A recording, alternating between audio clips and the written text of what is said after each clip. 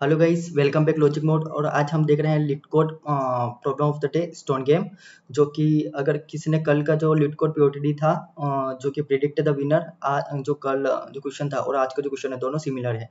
दोनों game based theory है, दोनों सेम है। बस जो आज के जो क्वेश्चन में कुछ कीवर्ड चेंज कर दिए गए हैं, बाकी दोनों के जो रूल्स है दोनों सेम है। अगर कल किसी ने वो वीडियो देखा होगा तो आज का क्वेश्चन भी वो सोल्व कर पाएगा। अगर नहीं देखा है तो कोई बात नहीं, आज हम ये क्वेश्चन देखते हैं। ठीक है, तो जो क्वेश्चन है वो क्या है? Alice and Bob play a game with the piles of stone. There are an even number of piles arranged in a row and each piles has a positive integer number of stones piles of 5। मतलब हमारे पास दो players है, Alice and Bob. Okay, दोनों क्या कर रहे हैं? एक गेम खेल रहे हैं किसके साथ? पाइल्स ऑफ स्टोन के साथ। एक नंबर ऑफ पाइल्स जो है एक अरे के अंदर अरेंज्ड है, जो कि इवन नंबर ऑफ पाइल्स है। ठीक है, और ईच पाइल जो है एक पॉजिटिव इंटीजर है। ठीक है, पाइल्स ऑफ आई क्या रिप्रेजेंट कर रहा है? जो पाइल्स ऑफ आई वो रिप्रेजेंट कर रहा है स्टोन्स को। ठीक है, the objective of game is to the end with the most stone, the total number of stones across all the piles is odd and so there are no tiles. जो objective इस game का वो मतलब ये है कि जब game के एंड में जिसके पास सबसे ज्यादा स्टोन्स होगा वही जीतेगा। दूसरी चीज, जो टोटल नंबर ऑफ स्टोन्स है वो ओड है, जो कि और पाइल्स जो इवन है, जो कि देखे तो कभी भी अलाइस और बोब का जो स्कोर है कभी भी सेम नहीं आ सकता। ठीक है, या तो उससे ज्यादा होगा या कम होगा। तो Alice and Bob take turns with the Alice starting first. Each turn a player take the entire piles of stones either from the beginning or from the end of the row. This continues until there are no more piles left, and which point the person with the most stones win. Alice और Bob दोनों play करेंगे, जिसमें first turn जो होगी Alice की होगी। और हर एक प्लेयर जो है अपनी टर्न के अंदर क्या करेगा? एक रो के अंदर एलिमेंट को सिलेक्ट करेगा। ये वो एलिमेंट फर्स्ट वाला भी हो सकता है, या मतलब फर्स्ट एलिमेंट हो सकता है, फिर लास्ट एलिमेंट, दोनों में से किसी एक को चूज करेगा। और फिर नेक्स्ट प्लेयर की टर्न आ जाएगी। और हर टर्न के अंदर यही प्रोसेस होगी कब तक? जब तक उस रो में सारी एलिमेंट्स खत्म ना हो जाए, सारे स्टोन्स या सारे पाइल्स ना ले लो। ठीक है, और वही पर्सन जीतेगा जिसके पास सबसे ज्यादा नंबर ऑफ स्टोन्स होंगे। Assuming the allies and Bob play optimally, return true if the allies wins the game or false if the Bob wins. Okay, so allies and Bob हमें ये assume करके चलना है कि दोनों optimally खेल रहे हैं, मतलब दोनों एक दूसरे को एक कभी चांस नहीं दे रहे हैं कि सामने वाला प्लेयर जीते। ठीक है, अगर अलाई विन करता है तो ट्रू रिटर्न करना है, अगर अलाई हार जाता है मतलब वो जीत गया है तो उस केस में हमें फॉल्स रिटर्न करना है। ठीक है, तो हम एक एग्जांपल देख लेते हैं, चलते हैं हमारे व्हाइट बोर्ड पर। ठीक है, तो क्वेश्चन क्या है? पाइल्स जिसके अंदर एक अरे दे रखा है 5, 3, 4,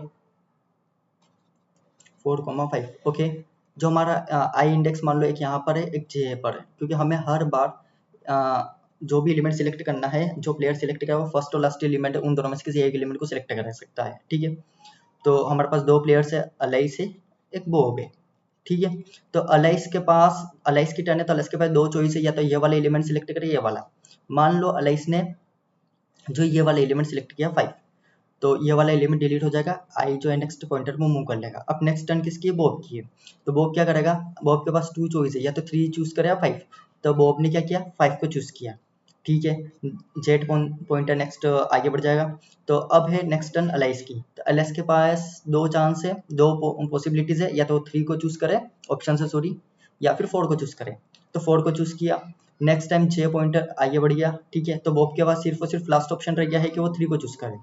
जब हम नंबर ऑफ स्टोन्स काउंट कर रहे थे, यहाँ पर 9 आ रहा है और यहाँ पर 8, तो हम देखेंगे अलाइस के जो स्टोन्स है वो ग्रेटर देन है बॉब के, तो हम बोलेंगे इस केस में हम ट्रू रिटर्न करेंगे। ठीक है, तो हम इसके अंदर देख रहे हैं कि जो नंबर ऑफ स्टोन्स ज्यादा है हम उसको ले रहे हैं, फिर हम मूव कर रहे हैं। तो हमें ऐसा लग रहा है कि यार हमारा जो हमें अगर हम सोचे तो क्या हमारी यहाँ पर ग्रीडी अप्रोच काम कर सकती है? ग्रीडी अप्रोच, तो हम एक बार क्या करेंगे, एक एग्जांपल और लेंगे और देखेंगे क्या हमारी ग्रीडी अप्रोच काम कर भी रही है नहीं। ठीक है, तो एक एग्जांपल ले लेते हैं, जो कि वो एग्जांपल है 1, 5, 2, 3, 3 एंड 7। ठीक है, सो इंडेक्सिंग क्या है? 0, 1, 2 एंड 3। ओके, सो इनिशियली एक पॉइंटर यहाँ पर पॉइंट करेगा, दूसरा पॉइंटर यहाँ पर आई और जे मान लो। ठीक है, अब हम क्या कर रहे हैं, यहाँ पर ग्रीडीली चूज करने की कोशिश कर रहे हैं। हम देख रहे हैं कि हमारी ग्रीडी अप्रोच काम कर रही है या नहीं कर रही है। ठीक है, तो हम यहाँ देखेंगे अलाइज जो है सबसे ज्यादा स्टोन से वो लेगा, तो 7 लिया, तो ये वाला डिलीट हो गया। आई पॉइंटर जेड पॉइंटर इसको पॉइंट करेगा। बॉब के पास टू ऑप्शन है, या तो 2, 3, 3 ले या 1 ले, तो ऑब्वियसली वो 2, 3, 3 लेगा। ठीक है, नेक्स्ट पॉइंटर यहाँ पर आ गया, ये एलिमेंट डिलीट हो गया। फिर एलएस के पास दो पॉसिबिलिटीज है, या फिर 1 ले या फिर 5 ले, ऑप्शन से सॉरी। तो एलएस क्या करेगा, 5 को ले लेगा, और लास्ट में जो एलिमेंट बचा वो क्या हो जाएगा, बॉब ले लेगा। तो अगर हम देखेंगे तो 5 + 3 10 और 2 12, और यहाँ पर क्या आ रहा है 2 3 4। ओके, हम यहाँ पर देख रहे हैं कि जो बॉब के जो नंबर ऑफ स्टोन्स है वो ज़्यादा है एलाइस के, तो इस केस में हमारा जो आंसर आ रहा है फॉल्स। बट ये गलत है, ऐसा क्यों, चलो देखते हैं। हमारी यहाँ पर ग्रेडी अप्रोच फेल हो रही है, क्यों हो रही है। मान लो ये अरे है, अरे के अंदर एलिमेंट्स क्या थे, 1 5 2 3 3 और 7, 0 1 2 एंड 3। ठीक है, तो यहाँ पर एक पॉइंट इसको पॉइंट कर रहा है, एक पॉइंट इसको पॉइंट कर रहा है, यहाँ पर अलाई से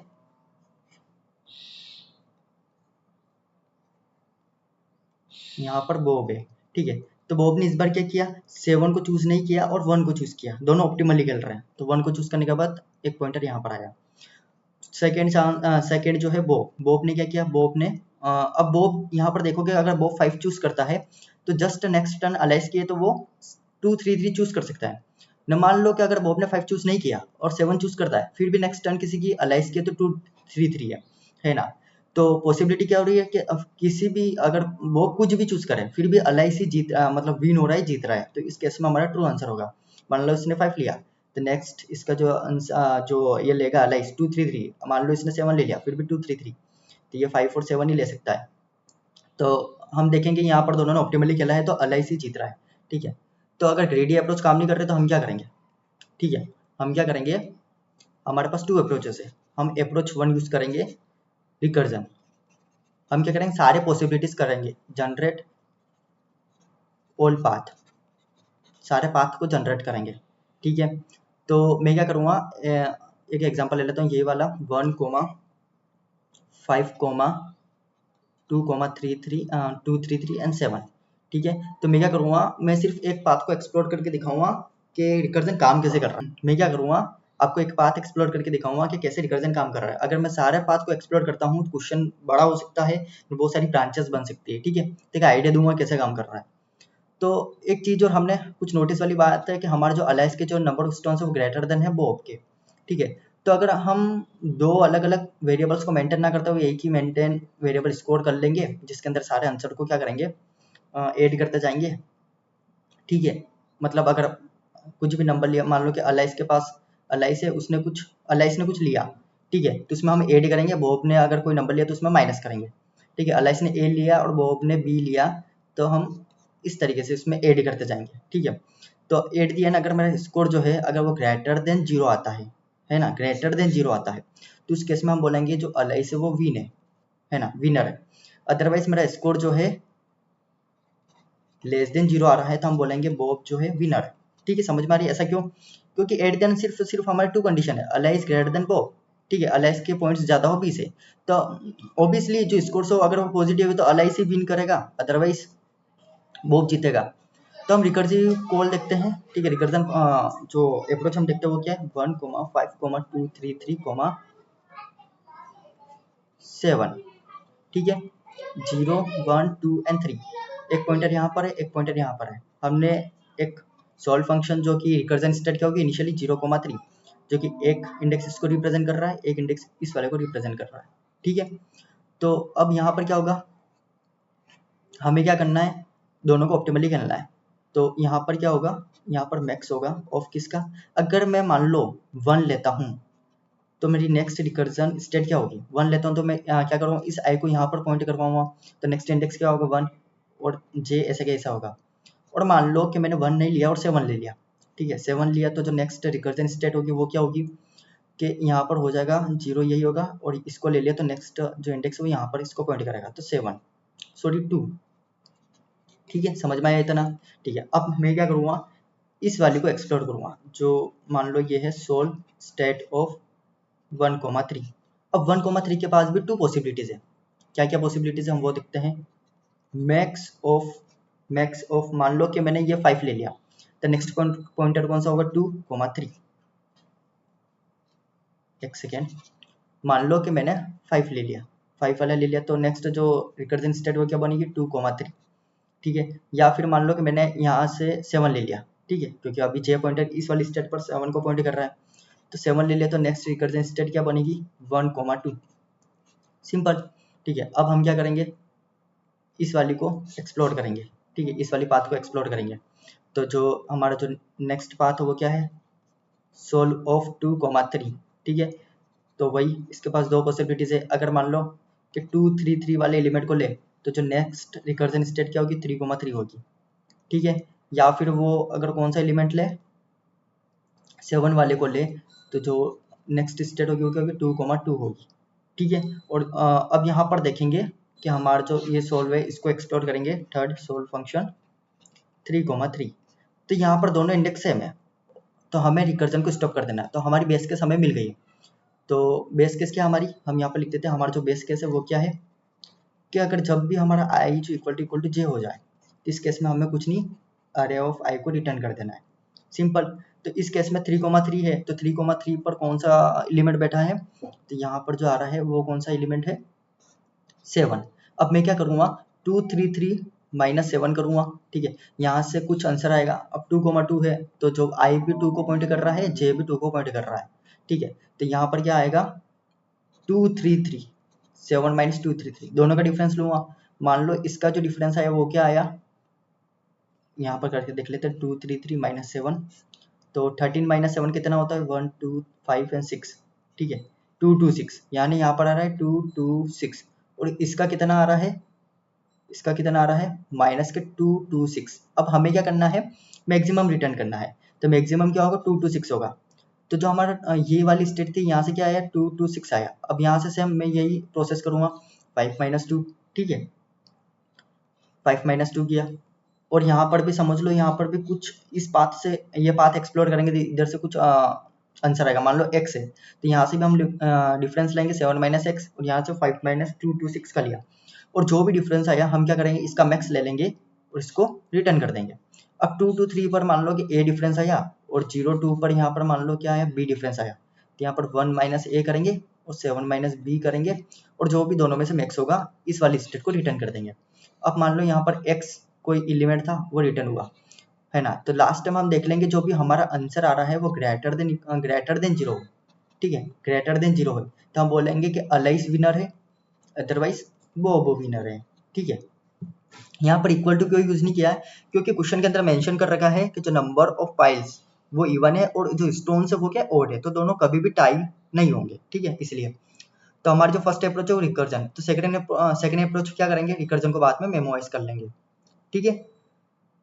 तो यहाँ पर मैं इसकी टाइम कॉम्प्लेक्सिटी बता देता हूँ।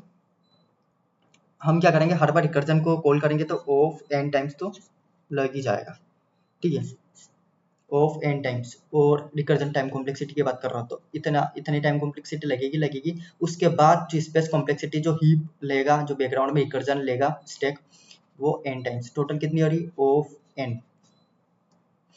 Of n times time complexity हो रही है ना।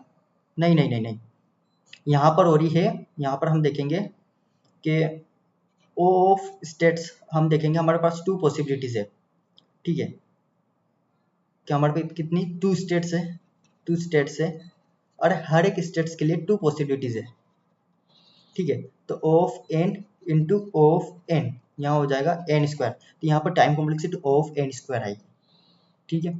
तो अगर हम कोड बनाते हैं, कोड क्या होगा, फर्स्ट हमारी जो साइज है वो क्या हो जाएगी, पाइल्स डॉट साइज, ठीक है। हमने एक सोल्व फंक्शन कॉल किया जो इनिशियली 0 से होगा और jth पॉइंटर -1 को रिप्रेजेंट करेगा, और पाइल्स। और लास्ट में हम चेक कर लेंगे ग्रेटर देन 0 होना चाहिए, तो रिटर्न ट्रू और फॉल्स होगा। अगर ग्रेटर देन 0 है तो ट्रू रिटर्न होगा, और लेस देन इक्वल टू 0 है तो फॉल्स रिटर्न करेंगे, ठीक है। इंट सोल्व फंक्शन आई पॉइंटर जे पॉइंटर, हमारे पास वेक्टर ऑफ फाइल्स है, फाइल्स, ठीक है। बेस केस क्या है, इफ आई जो इक्वल टू जे है, ठीक है, मतलब दोनों, ये हमारा बेस केस है, आई और इक्वल टू जो है एक ही एलिमेंट है। इस केस में हम क्या करेंगे, कुछ नहीं भाई,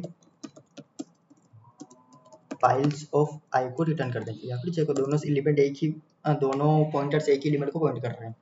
अब हमारे पास क्या है, 2 पॉसिबिलिटीज है, या तो हम लेफ्ट वाले एलिमेंट को चूज करें, जो लेफ्ट वाले एलिमेंट चूज किया है, सॉरी नाम से नहीं, फाइल्स आएगा, उसमें से अगली जो नेक्स्ट हम रिकर्जन कॉल कर देंगे वो क्या हो गया, हम आई को प्लस बढ़ा, आई को नेक्स्ट इंडेक्स को मूव कर देंगे, क्योंकि हमने वो करंट एलिमेंट ले लिया, जे वैसे के वैसा रहेगा, फाइल्स को मूव कर दिया, हम देखेंगे फाइल्स, ठीक है, ऑफ जेथ वाले एलिमेंट को लिया है, राइट वाले एलिमेंट को, मतलब लास्ट वाले एलिमेंट, तो आइए ऐसा ऐसा जे को मूव कर देंगे फाइल्स, ठीक है। और लास्ट में हमें क्या रिटर्न करना था, दोनों में से जो भी मैक्स हो, सिंपल। अब हम रन करके देखते हैं सिंपल टेस्ट केसेस पर क्या एरर आ रही है या फिर चल रहा है। देखेंगे सारे टेस्ट केसेस पास हो रहे हैं, और सबमिट करके देखते हैं जो हिडन टेस्ट केसेस वगैरह है वो चल रहे हैं कि नहीं चल रहे हैं।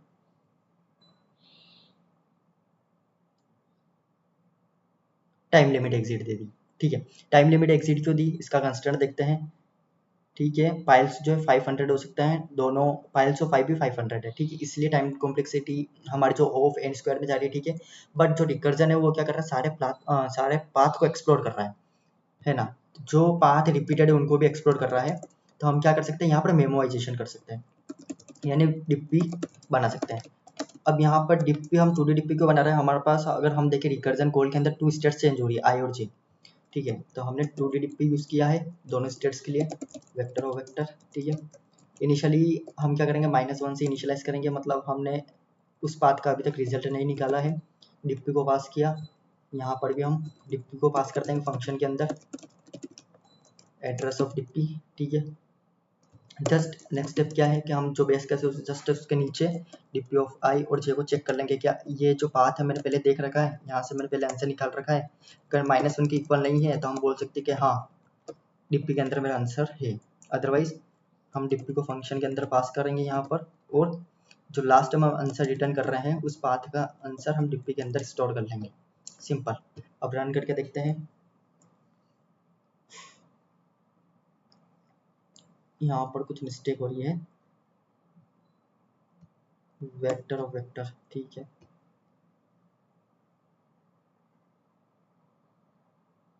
यहाँ पर देखेंगे सारे टेस्ट केसेस पास हो गए, क्यों, क्योंकि जो डिप्पी है हमने मेमोराइजेशन किया है, उससे क्या हुआ कि जो रिकर्जन है बहुत सारे पाथ्स को रिपीटेड एक्सप्लोर कर रहा था, तो हमने उन सारे को डिप्पी के अंदर स्टोर कर लिया। अगर कोई पाथ पहले से विजिटेड है कि यार इस तरह के पाथ पर हम पहले जा चुके हैं, वहाँ से आंसर फाइंड करके वो हमें डायरेक्ट रिटर्न कर देगा, ठीक है।